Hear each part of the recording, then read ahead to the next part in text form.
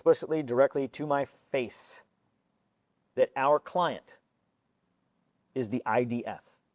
Your client is the IDF. Our client is the IDF. And this came out in a discussion once where I was in the control room. I was on I was on control room duty that day. We had shifted responsibilities on a rotational base. So I was in there that day with the radio observing site number 2 distribution. A Palestinian man had picked up some children to let them step on his shoulders to get onto a berm because they were being crushed in the crowd. Site 2 is very small, smallest of all 4 sites. And these children were being crushed, and he picked them up there and put them up on the berm. And the Israeli Defense Forces liaison officer in the main control center with us comes up to the screen that I'm watching, and he says, "Tell your men to get them down." I was like, "We got this under control." I was like, "I know they know what they're doing. No, they're children. Let's calm down. Mm-hmm. Get them down now, or I will."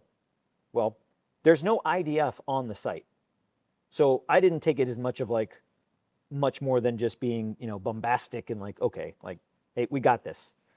He leaves and goes to his desk in the operations center, and he gets on the radio and he speaks something on the radio. It was in Hebrew. I don't speak Hebrew. One of the contractors that was there was American that did speak Hebrew, and he notifies me. He said, "Hey, he just told the snipers at the IDF position, because the site number 2 is co-located with an Israeli base." Mm-hmm. He said, "He just told the snipers to take these kids out." I was like, "On the radio?" He's like, "Yeah." This lieutenant colonel then comes back up and he says, "Get them down." And I look at him and I say, "Did you just call on the radio and tell your men to shoot them?"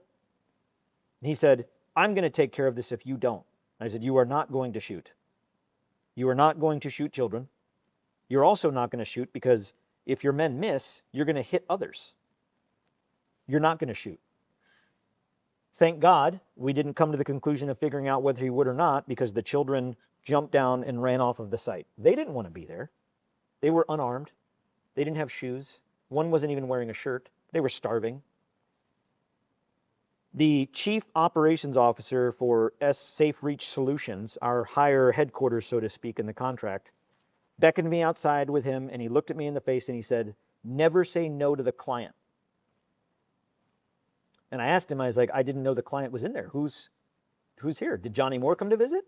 Right. And he said, "No, the IDF." I was like, "The IDF are our client?" He said, "Yes, we work." This is one of many stories that, soldiers go in, American soldiers, and we keep witnesses. They see themselves what's going on, what the Israeli mentality is. The man just said, "Take these kids out." He's been ordered to take these kids out.